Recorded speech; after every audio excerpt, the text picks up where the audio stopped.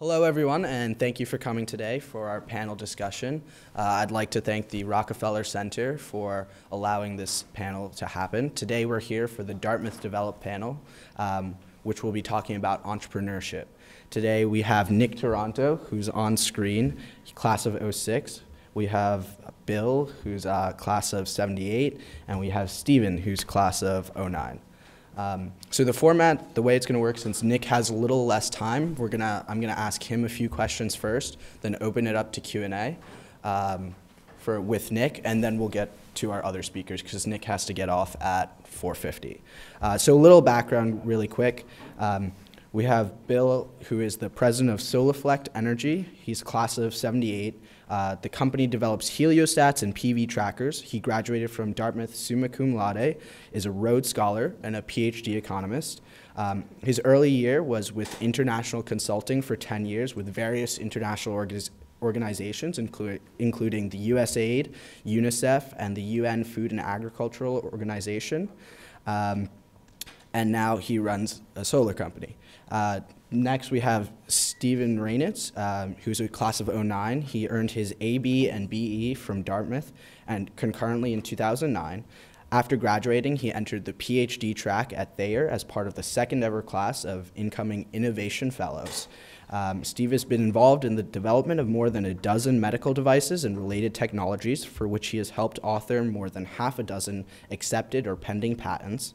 His company right now is BBR Medical Innovations, Inc., which he co-founded with Catherine B., a Dartmouth Hitchcock Medical Center physician who is also an '09, and their company was the runner-up in the Tuck Barris Incubator competition and a semifinalist in the Dartmouth Ventures Business Plan competition. And they're currently in the process of raising capital. So on screen, we have Nick Toronto in '06. He's the co-founder of Plated.com, where he runs all the non-technical aspects of the e-commerce gourmet recipe kit delivery business. Plated was recently accepted to join the TechStars Accelerator as only 11 out of 1,700 businesses were chosen. Nick graduated from Dartmouth College and then started a microfinance institution in Central Java, Indonesia, while on a Fulbright grant. Nick is a U.S. Marine Corps infantry officer and has spent time consulting with McKinsey & Company and as a private wealth advisor for Goldman Sachs. He received his MPA and his MBA from Harvard Kennedy School and Business School. He was recently named to the Forbes 30 Under 30 list for food and wine. He has 6 brothers and sisters, is married, and loves peaty whiskey and esoteric endurance sports. So we have some pretty accomplished speakers. So we'll start with Nick. So Nick, could you just explain a little bit about your background and what your company does? Sure. Well, first, thanks for having me, quote unquote, there. Sorry I can't be there to join you. I'm literally in a broom closet right now. TechStars, for those of you who haven't heard of the program, there are 11 companies in here, and they're just feeding lobster to us from a fire hose. I spent 2 hours with Dennis Crowley from Foursquare, singing karaoke last night. Founder of the Guilt Group is one of our mentors here now, and it's been a pretty phenomenal 2 weeks already. Haven't been sleeping much, so I apologize for one, not being there, 2, for the raspiness of my voice, and 3, if anything here is incoherent, please bear with me. So we started this business about a year ago. My background is pretty eclectic. You might even say random. I've lived the last decade, if not more, of my life according to what I now realize I would call beta testing. So my whole philosophy has been try one thing. If it works, double down. If not, abandon ship or invalidate the hypothesis as quickly as possible and move on to the next idea. So that took me from running ultramarathons and wanting to be a mountaineer and polar explorer at Dartmouth, to wanting to be a war photographer, to wanting to start a microfinance group, to the consulting world, to the military, to Wall Street, to now running a startup. We started a year ago. My co-founder and I met at Harvard Business School. We both had cooked a ton in school, and we loved the experience of sharing meals with other people and of connecting to ingredients and the experience of cooking. And cooking's always been a big part of my life. In a big family, we had 3 adopted siblings. Their mother died young. Their father died very suddenly a few years later from a very sudden aneurysm. And so as a consequence, health and wellness has been pretty important to me since I was young. And as I realized the last few years, what you put into your body is more important than how often or how much you exercise. So our mission at Plate is really to redefine the way Americans think about eating, think about the relationship with food and sharing that experience together. So right now, our first product is delivering everything you need to cook convenient, fantastic, healthy meals at home in 30 minutes or less. So if you go on to plated.com, you can choose from a different menu designed by a different top chef or up-and-coming chef each week. We send you all the protein, all the fish, all the produce, all the spices in exactly the right proportions, and include with that a recipe designed by a chef. Again, everything's designed to be cooked in 30 minutes.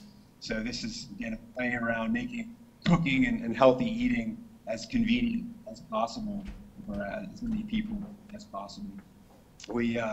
We started back in June, literally in the living room, packing up salmon and spinach into cardboard boxes, all down FedEx. That wasn't very sustainable or scalable. So we quickly started putting credit cards. We tried to build a large refrigerated space in an old Guinness bottling factory in Queens. Spare you the great details, but we turned on 6 industrial air conditioning units. The room wouldn't get below 70 degrees. So after spending almost $20,000 of our own money liquidating our 401ks and our savings. Nick, can you make sure you're speaking into the mic a little more? You're breaking up a little. Sure. Does this work better? Not really, but I don't know. Yeah, just keep going. Sorry about that. Okay, so we put a ton of money into building out a facility, and it failed epically. We then spent a few weeks out in Silicon Valley raising money from some successful angel investors. They allowed us to get up and off the ground back in the summer. We focused very deeply on our brand, doing a relaunch. Launch that's Plated in November. Since then, we've seen double-digit week-over-week growth for the last 5 months. We just closed our seed round of venture funding for $1.4 million, led by FF Venture Capital here in New York, along with one of the Facebook co-founders, CEO of the world's biggest kosher food company, a host of other good guys and gals. And now we're focused on essentially taking the business to the next level, which is 1, international, nationwide expansion, and 2, really a deep integration with social commerce. So part of the hypothesis from day one has been that food and cooking and eating and sharing that experience is the most inherently shareable thing that humans do, harkening back to 40,000 years ago when our ancestors all shared pieces of animal over a roaring fire together. That experience of sharing food is now migrated to Pinterest and the food porn phenomenon on Instagram. So we're harnessing that, turning that into commerce, and turning our commerce back into content in a very 21st century way. So I guess we'll just ask one more question before we'll give it to the audience. What advice, if any, would you have for Dartmouth students who want to start their own business? I would say live in beta. I never, when I was 18, 19, 20, 21, 22, 23, 24, 25, never would have thought I'd be running a food and technology business. But it all kind of makes sense now in retrospect. It's super important to just pursue what you're passionate about at the time, put 137% of yourself into it, and if it works and makes sense, then keep doing it. If not, there'll be some lows, there'll be some soul searching, but as long as you're passionate and you pursue and rigorously test your ideas in a real way, getting out of the building and actually experimenting with ideas in the real world, things will work out. Okay. So does anyone from the audience have any questions for Nick before he kind of heads out? No? Yeah, Caitlin, do you want to? Also, if you guys want to reach out afterwards, I'm sorry I have to jump out early. We have an investor meeting. But if you would like to reach out, you can reach me on Twitter. It's at Nick Taranto or nick@plated.com. Nick, so I had a question for you. Is this? Yeah, can you hear the Is this audience okay? member? Yep, yeah, that's good. So I was just curious. I'm a Dartmouth senior, and any kind of advice for a senior as far as what kind of things you could do to take advantage of Dartmouth's resources in the last couple of months, and also for current undergraduates, what kind of things that you feel like as a current entrepreneur maybe you wish you had learned in college, or things that could, what kind of things can current college students do to help further those potential ambitions down the road? So I think the question is, as a soon-to-be graduating Dartmouth student, how would you think about getting into entrepreneurship? Yeah, that's the question. Okay, come work for us. Well, I think that the best thing to do is just to jump in and see firsthand how crazy, exciting, difficult, stressful, fun, emotional running a business can be. Figure out if you want to do that, and if so, learn from people who are doing it well, and or not.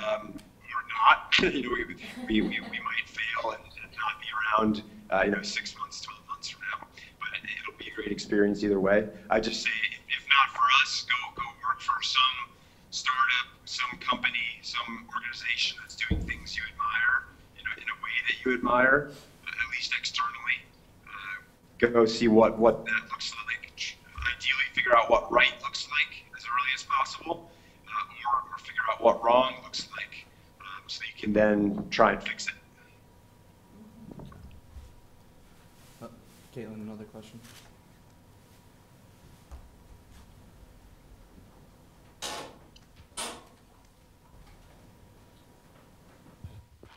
Hi Nick, how are you doing? My name's Robbie. I have a couple of questions. I heard you speak a few months ago, and you highlighted, one of the first things that kept you up at night was how to transport, I believe it was clover or parsley, something very simple that you thought would wilt, as it's being transported. And I guess my question is, how have your mechanics of actually transporting the food evolved over the past few months? And then my second question is, I understand a lot of your meals are designed by top chefs. I believe you had a young Dartmouth grad who recently was designing some meals, and I guess how is sort of the traction from that side, sort of interest from top chefs to design meals on Plated? How has that evolved? Thank you. George, could you paraphrase? Okay.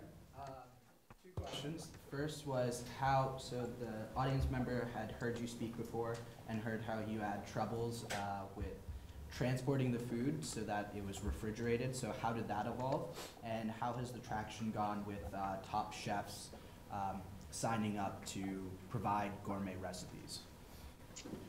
Okay, so on the physical distribution side, there's an iterative process where we're at a point now where we have a solution that we're happy with. It works.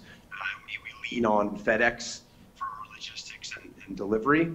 So that allows us to focus on the consumer web and community building aspect of the business, which we think in the long run is a more interesting, fun, lucrative, compelling place to be versus delivering groceries. So we're at a point now where we're happy with our physical infrastructure. There's definitely still optimization to be done, but that took several months to figure out. To the second point, when I spoke with you guys last time, we were making a big bet around celebrity chefs, and since then we've signed up several thousand customers, have surveyed them at multiple points, and to my initial thought around living life in beta, we realized through testing that customers don't really care about celebrity chefs. They care about convenience, awesome food, and the promise of being able to cook a meal in 30 minutes or less. So we're still working with chefs and influencers. We've got one of the Real Housewives of New Jersey, who's recently launched a cookbook, working with us a couple weeks from now around Mother's Day. But that's really more because she has 1 million Twitter followers versus the fact that she's a highly regarded chef. So we kind of tested the assumption around chefs being important, invalidated that hypothesis, and moved on to the next one. So I'm sorry, guys, I've got to run out of here, but I'm happy to follow up with anyone over email or Twitter at some point. And George, thank you for organizing this. I think it's awesome to see more entrepreneurship in the Dartmouth community, and look forward to the next one. All right. Thanks, Nick. Thank you.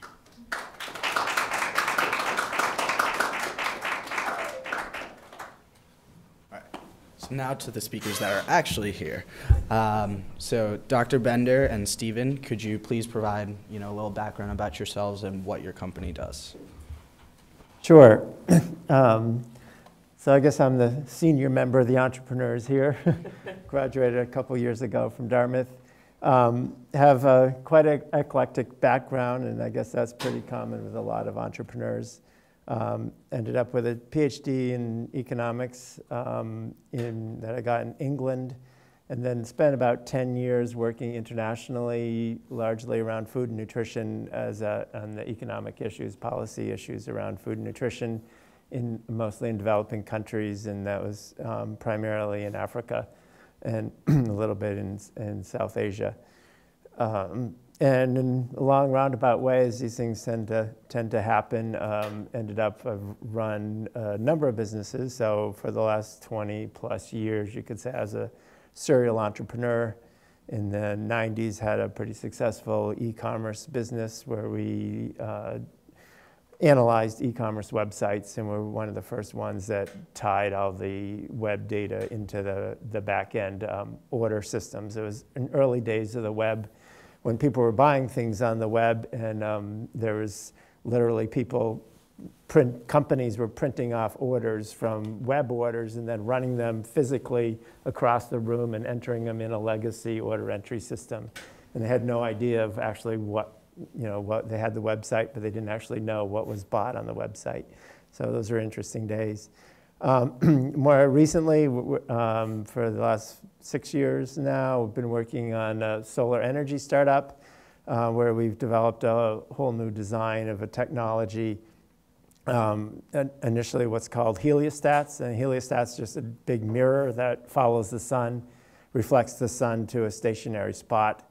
So if you put thousands or hundreds of thousands of those mirrors out in the field, you get a whole lot of energy. Currently, you may have seen recently, after about a decade of development, it's really starting to take off in the US. There's about 600 megawatts that's under construction in the Southwest United States. The problem with that, the mirrors are about half the cost of those systems, and they're still a little more expensive than where they need to be as a whole. And the mirrors systems is the best place to be able to reduce cost.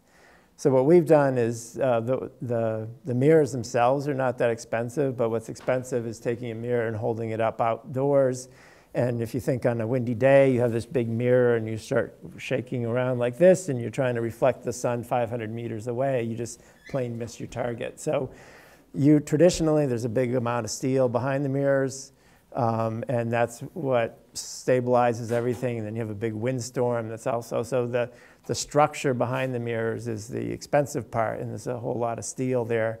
Traditionally, they're designed like a big truss bridge. If you think of a steam locomotive era railroad bridge, it's a giant truss, and that's kind of what they had behind these mirrors.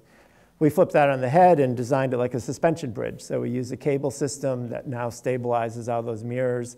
So there's a very slender compression element that goes perpendicular to the mirrors, and then from the front and the back, all the mirrors are stabilized with wires. So we've gotten rid of several hundred pounds of steel and replaced it with 5 or 10 pounds of wire. And as a result of that, we've gotten interest from the Department of Energy. So we've won 2 nationally competitive awards from a program in the Department of Energy that's called the Sunshot Program. And the goal of the Sunshot Program was started a couple years ago, is to make solar the least expensive energy by the end of the decade. So it's a decade-long program, and they're investing in things that can sort of be discontinuities to make a big jump down in cost. Solar costs have been coming down really dramatically for decades, but they're still not as cheap as coal. But we're getting there. We're getting pretty close, and that's part of. So that's part of our goal is getting the cost down. We've gotten rid of about 2/3 of the steel compared to the traditional design. So we're pretty excited by that. And in the last year, it finally dawned on us that we may as well swap out the mirrors and put in photovoltaic modules as well. So now we have 95% of the machines the same, and we are introducing a photovoltaic tracker to the market as well. And we've started having some installations just in the Upper Valley with that. So we're developing on both of those fronts with the heliostat and the photovoltaic tracker. Alrighty. So I also didn't come in, I guess, thinking that entrepreneurship was the way I was going to go. So I came in to Dartmouth as an undergrad, dead set on I was going to be an orthopedic surgeon. That was what I wanted to do. And unlike, I wasn't part of the group of pre-meds who sort of drop out after the first round of intro courses or after Orgo. I actually went straight through, took the MCATs and everything in my junior year, sort of had this realization that engineering was more fun, and that was really where I wanted to be. And so I did the engineering major, the AB and the BE, and in the BE they have sort of a capstone design course where groups of 3 students are assigned to a sponsor, which can be either a company or an individual who comes to you with a problem, and you're basically consulting for them and trying to solve the problem. And so it was myself, Catherine Boucher, who's now Catherine B, in 09 as well, and Renee Cottle, who's in 08. We're working for Corey Birchman, who's an anesthesiologist over at DHMC, and he came to us with the problem of hospital-acquired infections, and specifically looking at IV line infections. So you go to the hospital, you have this IV line attached to you, and what people don't realize, you normally think of the IV line as sort of the saline bag and then a tube connected to your arm that's delivering the saline. But along that tube, there are actually these ports where doctors can connect syringes in to deliver drugs to the patient. And every time they connect one of those syringes, there's an opportunity for contamination. And a study that they did at DHMC showed that actually about 1/3 of their IV lines get contaminated during typical OR procedures, which is horrifyingly high. And they actually have some of the best sterile practice in the country as far as hospitals. So it's sort of a shocking number that you're looking at there. And at that point, you're effectively pumping bacteria into the patient, and it leads to these very lethal infections. So in the US, there are about 40,000 patients who develop these infections in the hospital. About 6,000 of them per year die as a result of these infections. So it's a really significant problem. It's costing the healthcare system billions of dollars a year. And so he came to us and said, prevent this infection. We spent a lot of time sort of in the operating room trying to understand how you can prevent the contamination. What we basically came to the realization of is there are just so many opportunities for contamination, it's impossible to prevent it. And so we did one of the hardest things for sort of any engineer to do, and it was to admit, okay, contamination is inevitable, there's nothing we can do about that. So assuming contamination is inevitable, how do we prevent contaminated fluid from reaching the patient?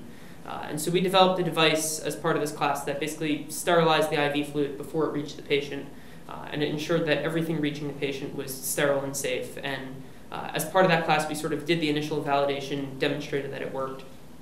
And at the end of the 2 terms there, we had our preliminary patent filed, and we were at this point where it's like, well, what do we do next? And we didn't do anything for about 6 months.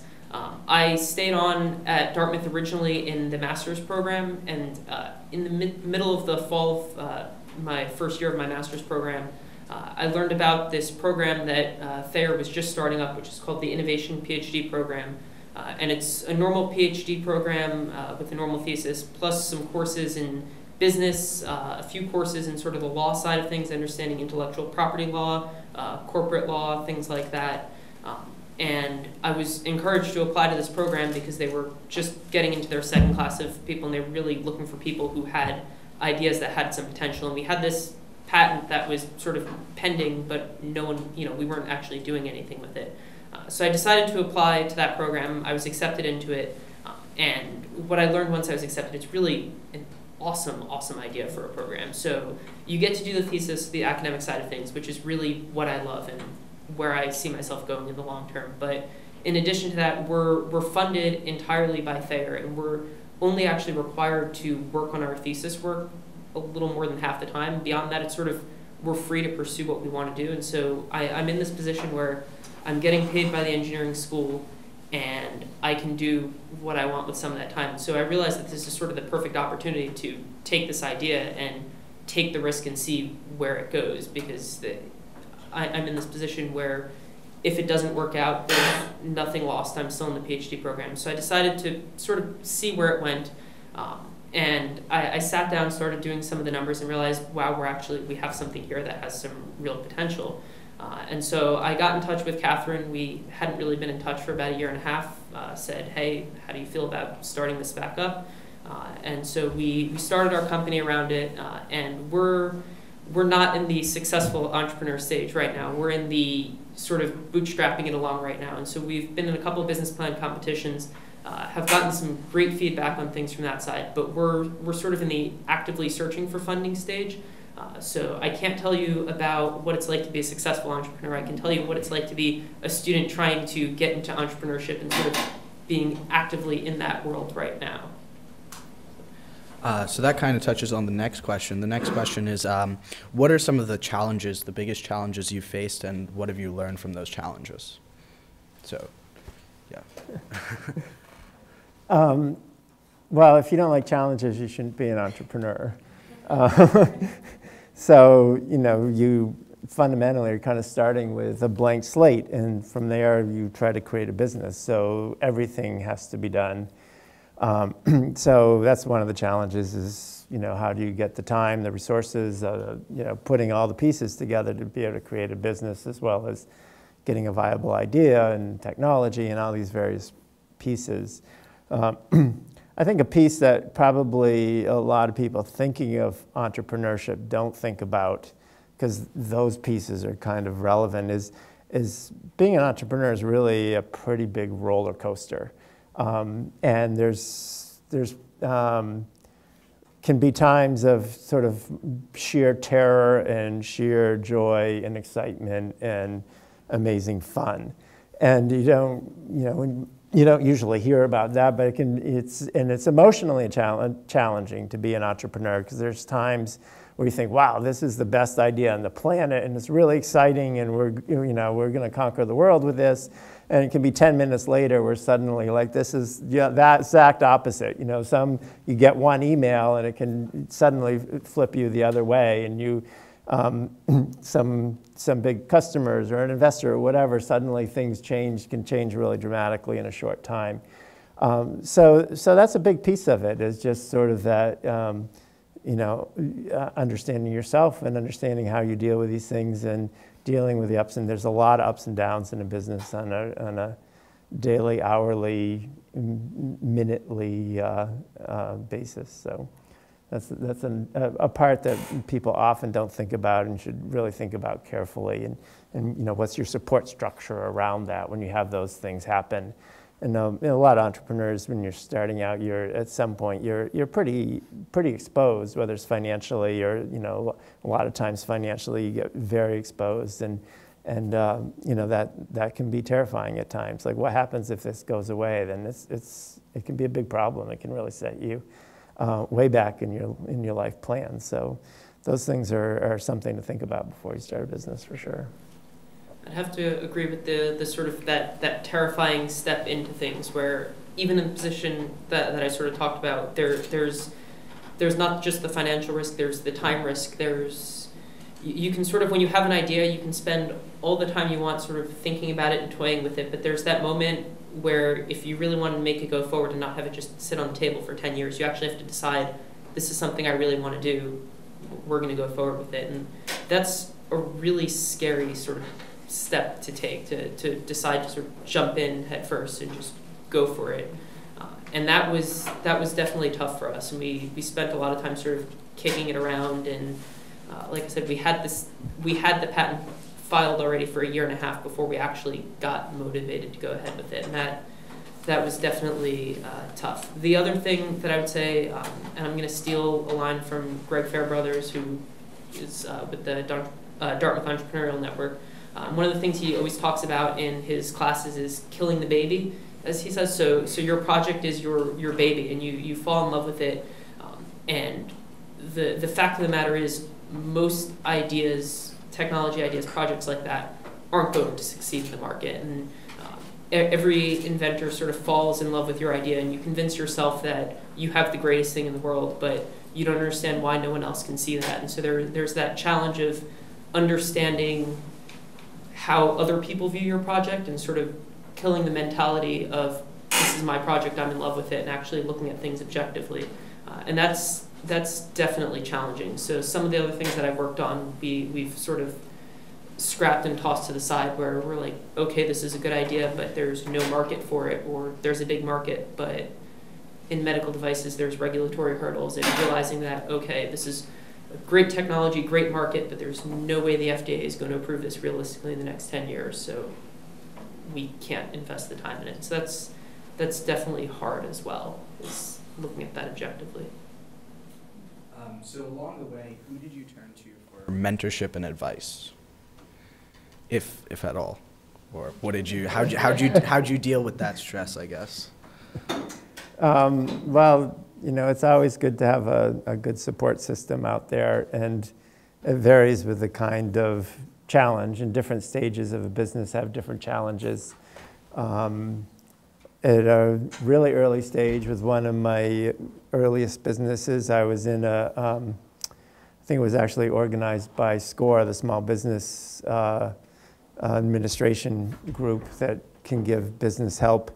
And the thing that was really helpful was they helped organize a structure, I guess it was. It brought together about a dozen businesses, and you had a meeting once a month. And so it was the heads of 12 different businesses, and each month was just a roundtable conversation. It was kind of your turn to talk about the business.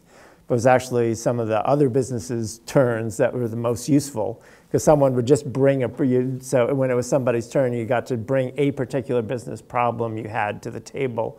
And it was actually probably the most useful when other people were bringing problems to the table, and sometimes it was like, whoa, I never thought about that problem. And so sometimes, it really helped you, avoid some problems 6 months in advance before, so other people had these problems before you got to that stage, and it kind of gave you an alert.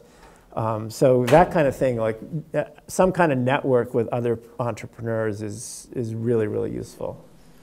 Yeah, I'd have to agree. SCORE is a great resource if you're thinking about any sort of business idea. For me, sort of the biggest one I'd say is the Dartmouth Entrepreneurial Network, and then specifically there's an incubator program over at Tuck called the Barris Incubator Program, and that was definitely the biggest step that our group took, was applying for that program and getting into that, because that sort of tapped us into the entire network of Tuck alumni who are in the business world, and that's a very expansive network. There are Tuck alumni in every company you can possibly imagine, and so if you're trying to reach out to companies, they can connect you, and so that network, I'd say, was my best mentor. Not an individual person necessarily, but sort of the team of mentors we have there, and the structure of that is very similar to the idea with SCORE there, where it was each month we get together, and there are 6 teams that are student-led companies that go and we sort of present our progress of what we've done in the last month, what our hiccups are, and it's just a room of, depending on the month and the turnout, we have anywhere from 10 to 50 mentors in the room from sort of all different industries, mostly business side, but some with the tech side of things as well. And they just sort of, they toss ideas around, but they also challenge your assumptions, and they ask you the hard questions and make you think about things, and that was definitely incredibly helpful for me. So how would you say your time at Dartmouth has helped you with your venture, and what advice would you give to students who want to get into entrepreneurship? So I would definitely say the one, just being a liberal arts institution is kind of key. You get exposed to a lot of different skills and a lot of different knowledge sets, and when you run a business, you have a little of everything. And if you're the entrepreneur at starting, at some point you're going to have to do everything from cleaning the bathroom to the marketing, the legal, the patents. You know, you kind of end up involved in all these different kinds of things, as well as technology development, and at one stage or another in the business, and even when you get the perfect person doing something, then suddenly something happens and they move to California or whatever, and there's an interim where you kind of have to step in. So having a lot of breadth of knowledge, a lot of breadth of exposure is really useful. Certainly the kind of skills you know, just the basic skills like writing and presentation and public speaking and all those good things in math and analytical thinking are absolutely critical in a business. And another thing I'd say was extremely useful is just the, you know, all the Dartmouth programs that are, you know, those are becoming probably more common in most colleges and universities. When I was here, it was still, Dartmouth was way ahead of most other institutions in the opportunities we had sort of worldwide. And so taking advantage of some of those kinds of opportunities to live in other cultures was really eye-opening, and that kind of breadth of knowledge is really useful in a business setting. I'd have to say first, the sort of obvious that we've talked about for me is the innovation program at Thayer. I think it was essential, and I think that had it not been for that program, I probably wouldn't be doing this particular venture at all, because it really provided me the opportunity where I could take that initial risk. But I'd say really the biggest thing that I got out of my undergrad, especially here, that's been useful is just Dartmouth teaches us how to be adaptable and to sort of go where things take us and realize that there's not one set path that you have to take. And that's something really important to realize, especially when you're starting new ventures, is there's no set path of we're going to go get this round of funding, we're going to do this, we're going to IPO, we're going to be a successful company, the end. You know, those are the success stories that you hear about, but truth be told, those are the exceptions, not the rule. There are a lot of different sort of paths that you can take, and you don't always succeed. And Dartmouth teaches us, A, that failure is okay. I think being in sort of an environment where you're challenged all the time because all of your peers are on the same level as you, rather than sort of in high school where a lot of the students here never really were challenged there. So Dartmouth sort of challenges us, teaches us that failing happens, that sometimes you have to adapt and take a different path through things. It's a very important mindset, and that's one of the important things that they don't really tell you when you come into Dartmouth, but you're not here. I mean, you're here to learn from your classes, of course, but mostly when you go out into the real world, or even into grad school or elsewhere, people aren't expecting you to regurgitate the knowledge you learned in classes. They're expecting you to be able to learn and adapt, and that's really what you're learning here and what you'll take away. So now we'll open it up to questions from the audience, if there are any questions. Oh, yeah. Okay, cool. I'll just put a microphone, like, sorry. So I just have a few questions for both of you. Oh, I just had a few questions for both of you. Okay, so from what I'm gathering, like one of the biggest things about being an entrepreneur is just, willingness to just jump in there and, risk failure and things like that. But, are there any like other like, I don't know, skills or mindsets? Just maybe like you could each tell me like one that you think is like the most, well, not, maybe just like really important.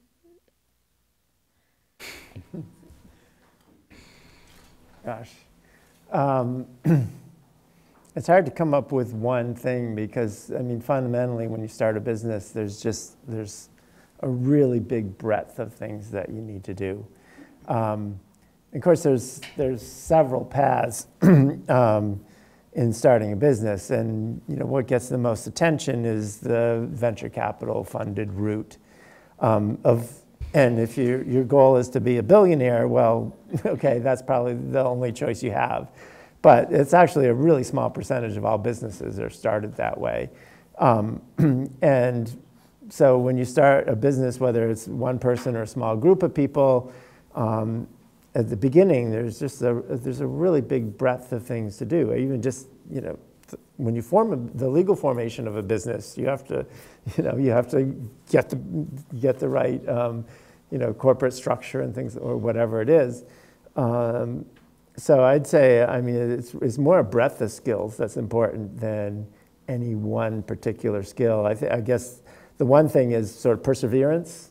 Might be the one thing is you just keep going, and there's always going to be roadblocks and hurdles to jump over, and you're just going to keep going is probably the most important one.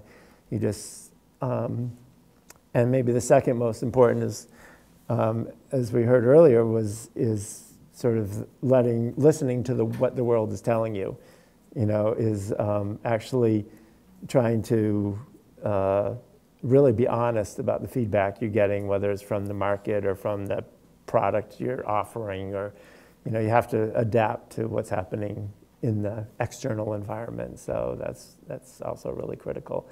But you have to keep going, just keep marching down the road.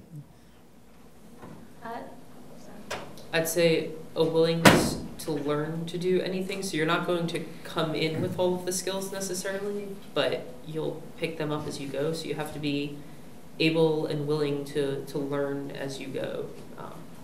You certainly won't come in knowing necessarily all of the business side of things, all the legal side. By the time you get to your third or your fourth or your fifth startup, you may know what you're doing with all of that. But it's definitely a learn on the job and learn very, very quickly on the job sort of mentality. Okay, so then my next question would be, besides, money, like how would you both define success? Yeah, that's a great question. Well, I mean, if you're an entrepreneur, number one is that you survive. Right. Because if you're, if you have a goal, like we have a goal around solar, which is important to us for reasons, of what it can do for the planet. So that's a big driver for all of us that are in our business right now. But if we don't survive as a business, then that's not going to happen. So that's a key driver. Is just you do what you have to do to make sure the business survives. Oh, I'm sorry. Sorry, when I asked that question, I mean, obviously I know you're a business and you're putting resources in, so obviously you're going to need for those to come back out.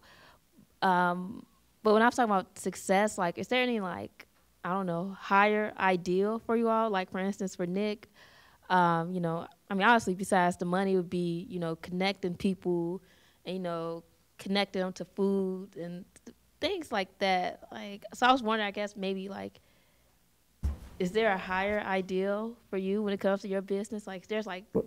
Well, for us, it's around the environmental impact of fossil fuels, and what we're trying to do is provide technologies that economically compete with fossil fuels. The only way we're really going to reduce our carbon emissions and all the other side effects of fossil fuels is to come up with solutions that are less expensive. And when solar is less expensive, then there's going to be a massive switch to solar, and it's getting really close to that, and solar is really taking off fast.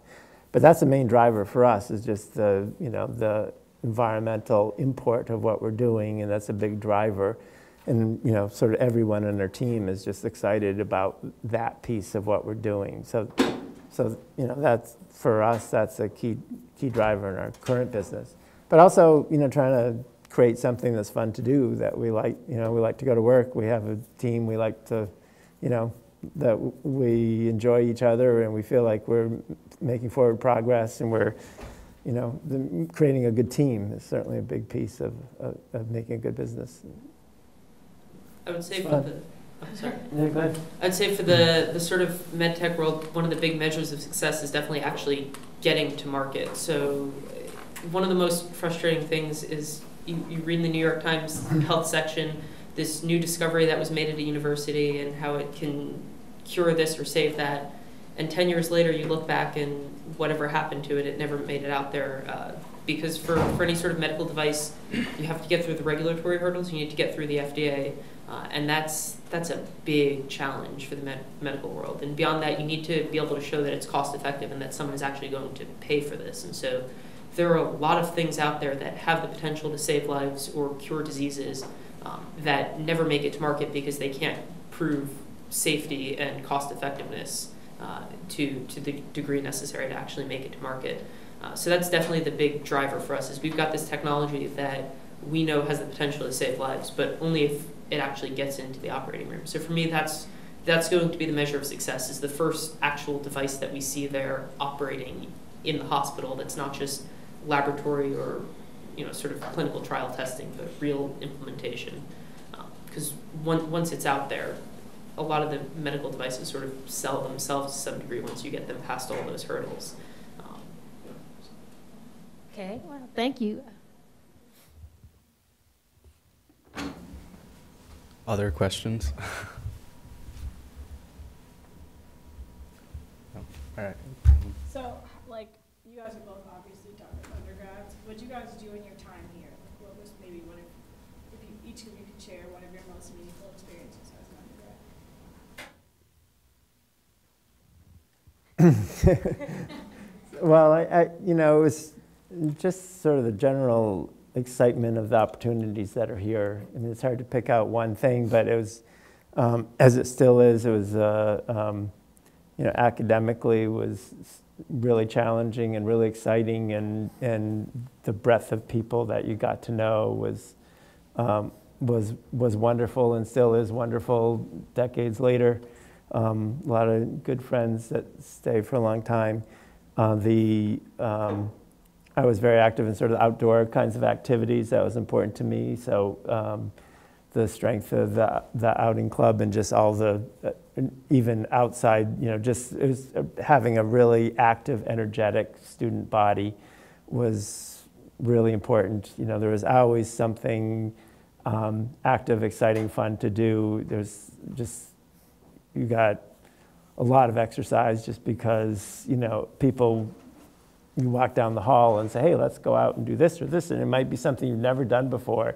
I played water polo, it was never, it was never something I dreamed I would do, but, it was the intramural water polo team, sure, why not, so it's just kind of that breadth, I think, of new things that never, is with totally brand new activities I'd never even dreamed of doing, and somebody says, hey, try this, and like, okay, why not? Let's go do it, and that was, I think, the most valuable thing of the experience here, just the breadth of things I tried and got exposed to.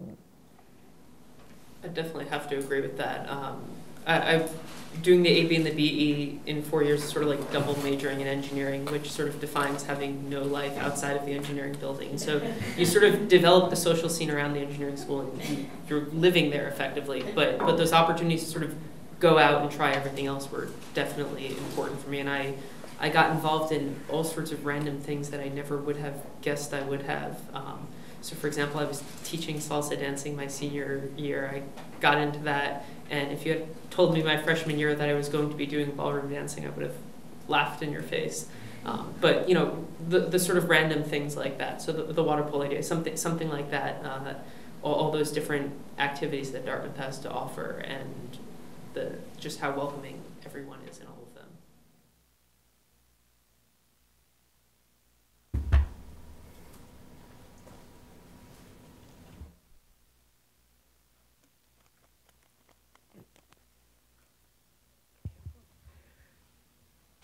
Hello, is this on? Yeah, it's on. Just speak into the mic. I'm a sponsor for one of the engineering projects that just ended. And they developed, they did a great job developing my invention and delivering a prototype. I invented a kitchen utensil rack. And I'm not a Dartmouth grad. I'm a lawyer, but I'm not even practicing law. I have a very diverse background, but nobody's an entrepreneur alone. And my question revolves around, how do I go forward pulling together a team and using the Dartmouth network, although I'm not a Dartmouth grad, but I have co-developed this with Dartmouth. And I've just filed for my patent and my provisional patent a couple of weeks ago. So now I need to move forward, and in terms of marketing, I really have no background. How do I access the Dartmouth community of Tuck, perhaps? Yep, so the Tuck has sort of its equivalent to the 8990 program that your project was in, and it's the Tuck First Year Projects. And we actually, that's how I started learning the business plan side of things before I took a single course on the business side of things. Is they have a program where I think it's 5 Tuck students, their first year are teamed together on a project that can be something that's their own idea or is consulting for a company or some other sponsor, and they'll do whatever they're interested in and you're interested in having them do, and so it's sort of pulling together the right team there.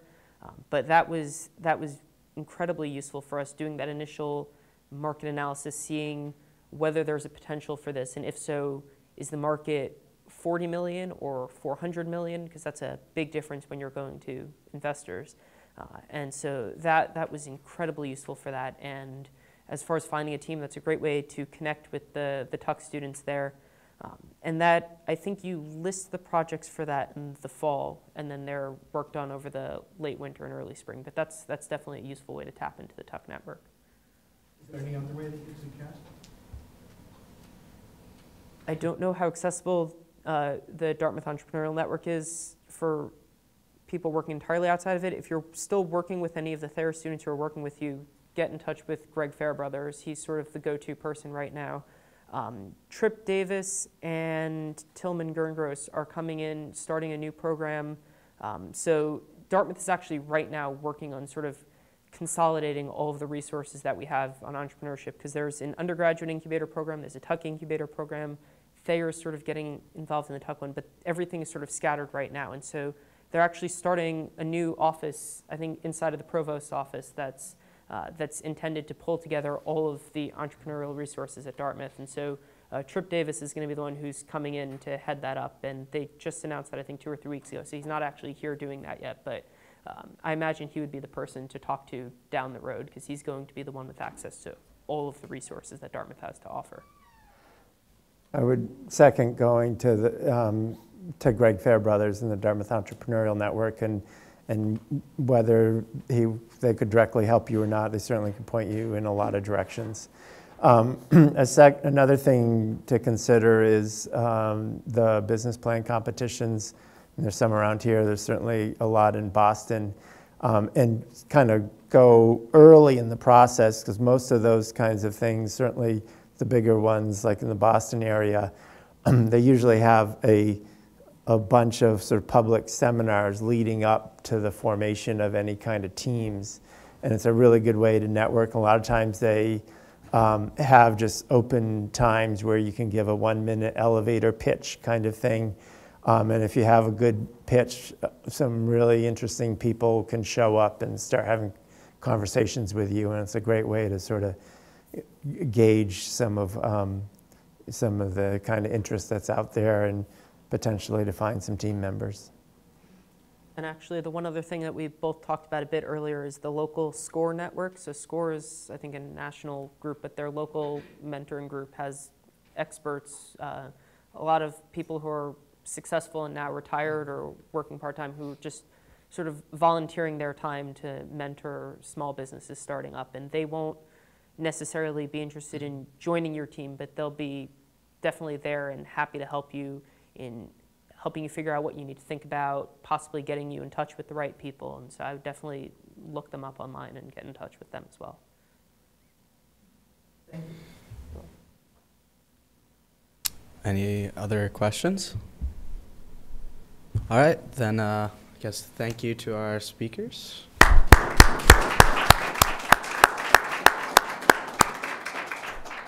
And that concludes this discussion. Thank you, everyone.